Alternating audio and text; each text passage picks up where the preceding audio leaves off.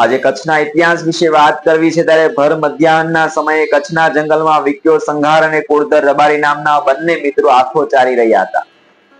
એ સમયે સંગળા શાંત વાતાવરણમાં થોડે દૂર આવેલા એક મહાદેવના શિવાલયમાંથી આક્રંદ ભૈરવ રુદનનો અવાજ સંભળાયો.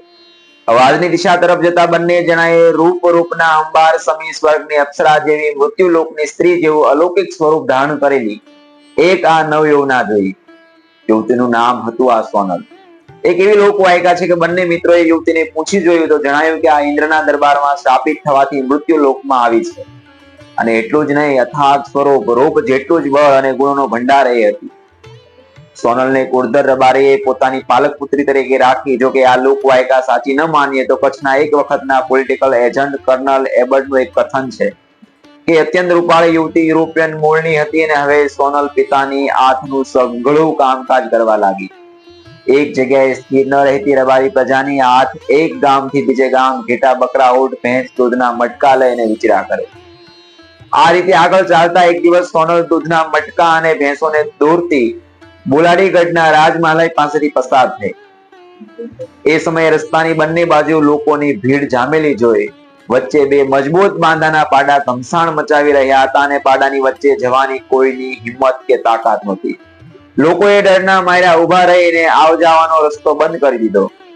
સોનલે આ દ્રશ્ય જોયું ને નિર્ભયપણે આગળ આવીને દૂધના મટકા શિર પર જ રાખી ભેંસોના દોરડા પોતાના પગ નીચે દબાવીને બંને પાડાઓને એક એક થપાટ લગાવી બંનેને જુદા કરી દીધા.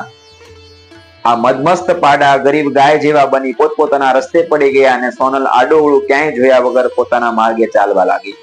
લોકો આ કુતૂહલ વંશ થઈ અને નિડર સ્વરૂપવાન યુવતીને જોતા જ રહી ગયા. અને એ જ સમયે રાજમહાલયના ઝરૂખામાંથી બોલાડીગઢનો એક પ્રતાપી રાજા, પરાક્રમી રાજા આ દ્રશ્ય જોઈ રહ્યો હતો. એ ક્ષણે રાજાને વિચાર આવ્યો કે આટલી સામર્થ્યવાન અને અતુલ સૌંદર્યવતી અને શક્તિશાળી સ્ત્રીને પેટે જો એક કુંવારનો જન્મ થાય તો એ પુત્ર કેટલો પરાક્રમી અને સુંદર અને વીર પુરુષ બને. ઈસવીસન 843માં કથકોટનો કિલ્લો ચણાઈ ગયો હતો અને જામસાડ નામના રાજાએ કિલ્લો અને મોડકો ચણાવી પોતાનો મુલક આબાદ કરવા મચી પડ્યો. જામસાડની ચડતી જોઈને તેનો સાળો ધરણ વાઘેલા ઈર્ષાની આગમાં શેકાવા લાગ્યો. તેનું રાજ્ય પચાવી પાડવા એક દિવસ સાડને મિજબાનીમાં બોલાવીને દગાથી મારી નાખ્યો. ત્યારે વિક્રમ સંવત હતી 899. જામસાડના મૃત્યુ સમયે તેનો પુત્ર ફૂલકુમાર હજુ બાળક હતો. હવે ધરણ વાઘેલાએ ફૂલકુમારને મારવાનો પણ નિર્ણય કર્યો. ત્યારે ફારક નામની દાસી તેને લઈ સિંધ તરફ ભાગી નીકળી અને ધરણ વાઘેલા પાછળ જતો અને દાસી પોતાના પુત્ર અને રાજકુમારના વસ્ત્રોની અદલાબદલી કરી. ધરણ વાઘેલાએ દાસીના પુત્રને ફૂલકુમાર સમજી અને મારી નાખ્યો. ફારક દાસી નિમક હલાલી નિભાવી તેને બાંભણાસરમાં દુલારા પાતશાહ રાજ્યમાં લઈ આવી.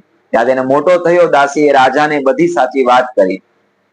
દાસીની સ્વામી ભક્તિથી ખુશ થઈને બાદશાહે પોતાની પુત્રીના લગ્ન ફૂલકુમાર સાથે કરાવવાના થોડા જ વર્ષો પછી પોતાનો પિતાનું વેર વાળવા, મામાનો વધ કરવા ફૂલકુમાર કચ્છ આવવા નીકળ્યો. કચ્છમાં આવી મામા ધરણ વાઘેલાને ફાંસીએ ચડાવી અને એમણે મારી નાખ્યો. કચ્છ બંનેમાં એક ડુંગર પર સારું સ્થાન જોઈ ત્યાં પિતાની જેમ જ કિલ્લો ચણાવવાનું એમણે શરૂ કર્યું અને નામ રાખ્યું બોલાડીગઢ. કિલ્લો તૈયાર થઈ ગયો, વિકસ્યો. થોડા વર્ષો બાદ એક દિવસ રાજમહાલયના ઝરૂખામાંથી રાજા જામફૂલની દ્રષ્ટિ પાડાને થપાટ મારતી અત્યંત સ્વરૂપવાન યુવતી પર પડે છે અને એ યુવતી હતી એટલે સોનલ. રાજા જામફૂલ અને સોનલના લગ્ન થયા. રબારીની અપ્સરા જેવી દીકરી રાણી થઈ. જામફૂલને અન્ય 4 રાણીઓ હતી. જામફૂલ અને સોનલને પુત્ર લાખો જન્મ્યો.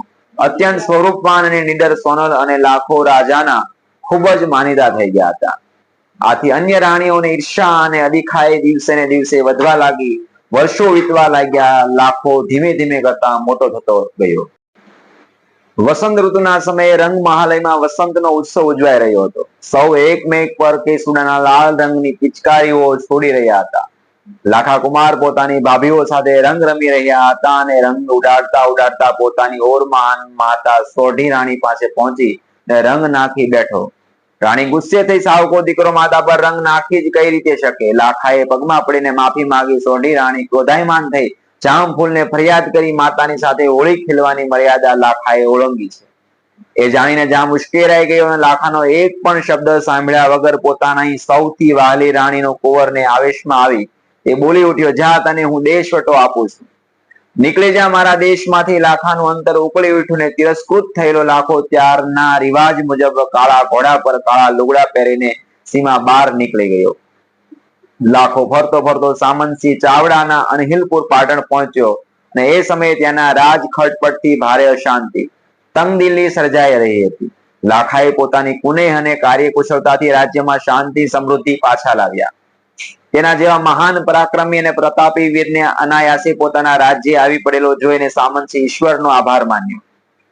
પોતાની પ્રસન્નતાની ભેટરૂપ લાખાને રાજ્યનો જમાઈ બનાવ્યો અને જામ ફૂલ અને સોનલ પુત્ર લાખો હવે જામ લાખા ફુલાણીના નામે ઓળખાવા લાગ્યા. લાખાના કચ્છ છોડી ગયા પછી કચ્છમાં ઉપરા છાપરી હોનારત સર્જાવા લાગ્યા. જામ ફૂલની રાણી ધાણ વાઘેલી ખુદને પેટમાં કટારી મારી મૃત્યુ પામી. ફૂલ જામ પોતે સ્વર્ગવાસ થયા અને વરસાદ તો લાખાની વિદાયથી જાણે રિસાઈ જ ગયો એમ બિલકુલ બંધ થઈ ગયો. પશુપાલકો સિંધ અને કાઠિયાવાડ જવા લાગ્યા. બાકીના પશુઓ ટપોટપ મરવા લાગ્યા. ખેડૂતોની આવી દુર્દશા અગાઉ ક્યારેય થઈ નહોતી.